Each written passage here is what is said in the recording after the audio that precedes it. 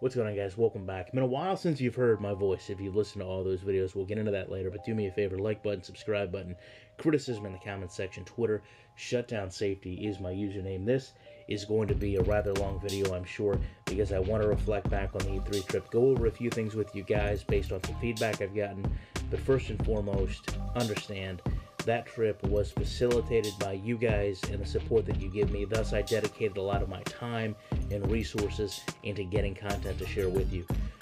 I also owe a great debt of gratitude, and I hope you feel the same way, to people like Rex Dixon, Glenn Oldenburg, Damon Groh, Neil Bauer, for affording me the time and the opportunity to do this. E3 is not a consumer-based show. It's not a public show.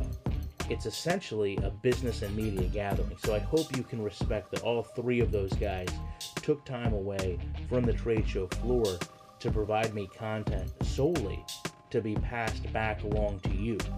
With that in mind, I wanted to approach this in a unique and different way because, unlike a majority of people at that show, I'm not a video game reviewer, and I understand that.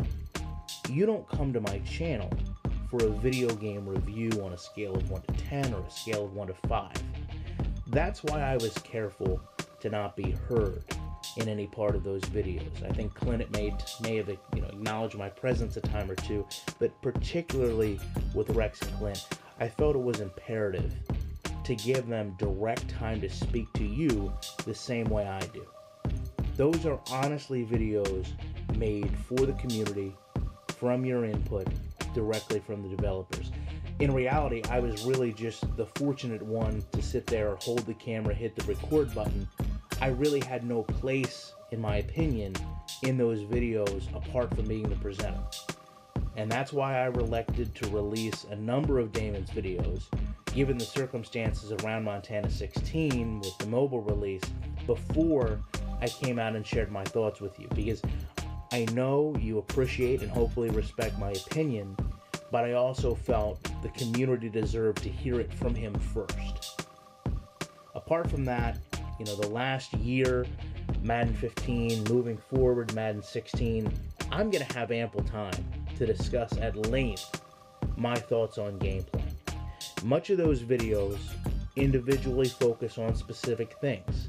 And apart from the one Rex video, I felt it was the most maybe unbiased approach to allow them to speak separately and freely to those points. That's why the video stayed separate and individual. Now, many of you question why I didn't interject if I didn't agree with the answer, whatever the case is going to be. The answer is rather simple. Who am I to interrupt them? If I'm giving them that time, if I'm there to document things for the community, if I know that I'll have ample time for my say, I felt I owed it to you and the developers to provide them the same fair platform on my channel that I have. Now, some of you questioned the professionalism of me letting Rex answer the question, why does Madden suck? The fact of the matter is, none of this was scripted, nothing was rehearsed, and it wasn't preordained. That tweet came in and he wanted to have a chance to respond to it. Who was I to not provide it?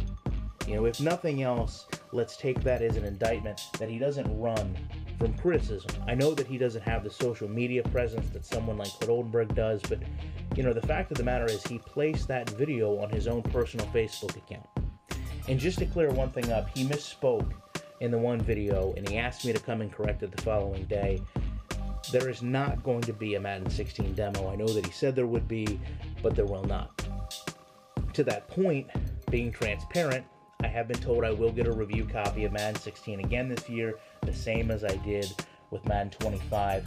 And I also want to mention to you guys, just in terms of my channel, I found that focusing less purely on negative breakdowns and more on conversing about the issues and going into a greater detail about them, not being angry with the game, has helped strengthen my relationship with developers, has helped companies see more of a value in my channel, and I hope that you can learn the same way I did by growing as a commentator those things.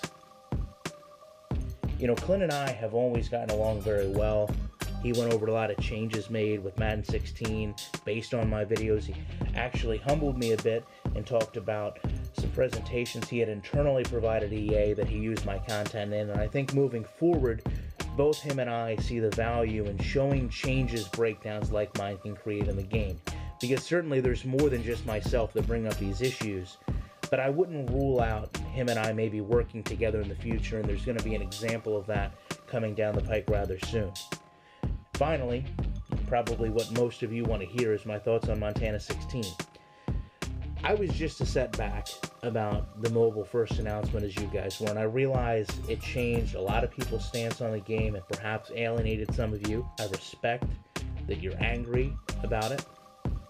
To my knowledge, I was the first one provided an official timeline, and you know, I don't really care myself for the prospect of another 2 or 3 years before we see a console release, but my response to that is that you simply go and review an interview I did with Michael Mendheim on Mutant League Football and know that really in close to a year's time, we've seen that game go from far behind where Montana 16 is development-wise to essentially greenlit as a final product. And I'm not saying that that's what's going to happen here, but I'm letting you know that support and interest go a long way.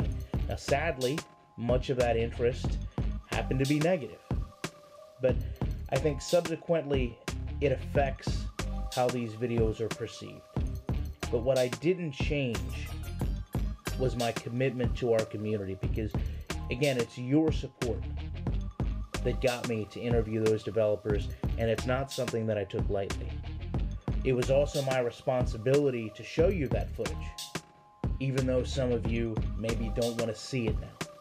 But you put me in a position to get it, so therefore it was ultimately my responsibility to show it to you. That doesn't mean that I validate it. It doesn't mean that I stand behind it. It doesn't mean that I believe in it 100%.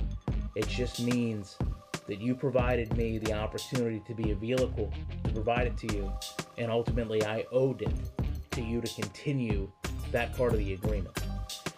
So with that said, hopefully other gaming conventions are going to be on the way. I appreciate you guys taking time to sit through this, and I promise you I'll be back in the week with more content.